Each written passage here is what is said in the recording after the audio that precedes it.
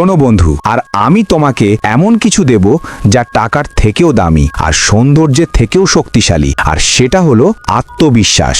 কারণ সত্যিটা হলো আত্মবিশ্বাস জন্মগত না, এটা তৈরি হয়। আর একবার এটা তৈরি করতে পারলে তোমার পুরো জীবনটাই বদলে যায়। ভাবো তো, কত মানুষ আছে যারা দেখতে দারুণ কিন্তু ভিতরে ভীষণ ভয় পায় কথা বলতে। আবার এমনও আছে যারা তেমন সুন্দর না, তেমন ট্যালেন্টেডও না, কিন্তু সাহস করে বলে আর সামনে চলে আসে। এটা ভাগ্য না, এটা আত্মবিশ্বাস। একটা গল্প বলি। কিছু বছর আগে আমি লোকজনের সামনে কথা বলতে ভয় পেতাম।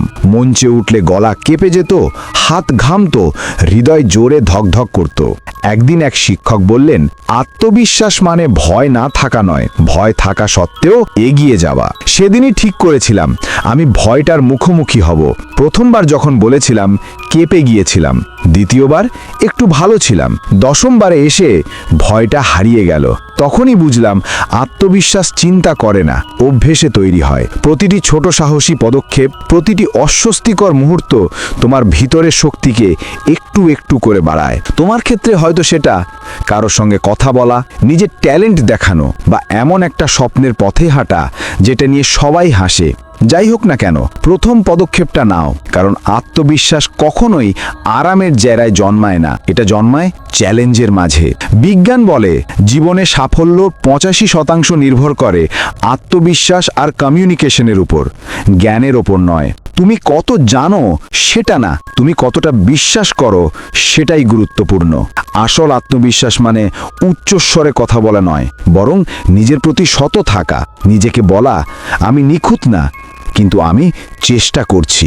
মনে রেখো, তোমার শরীরের ভঙ্গি তোমার কথার আগেই কথা বলে। সোজা হয়ে দাঁড়াও, মাথা উঁচু করো, গভীরভাবে নিঃশ্বাস নাও, আর নিজেকে বলো আমি এখানেই থাকার যোগ্য। কারণ তুমি যোগ্য সবসময়ই ছিলে। তাই আজ একটা প্রতিজ্ঞা করো, তুমি আর অপেক্ষা করবে না আত্মবিশ্বাস আসার জন্য, তুমি কাজ শুরু করবে, আর আত্মবিশ্বাস আসবে তোমার পিছু পিছু। কারণ আত্মবিশ্বাস আসে না প্রস্তুত হওয়ার থেকে, এটা আসে শুরু করার সাহস থেকে। আর একবার তুমি শুরু করলে বিশ্ব তোমাকে নতুনভাবে দেখতে শুরু করে। আত্মবিশ্বাস মানে ভয় না থাকা নয়, ভয়ের মাঝেও এগিয়ে যাওয়া। তাই ওঠো, মুখোমুখি হও, আর পৃথিবীকে দেখিয়ে দাও তুমি কে আসলে।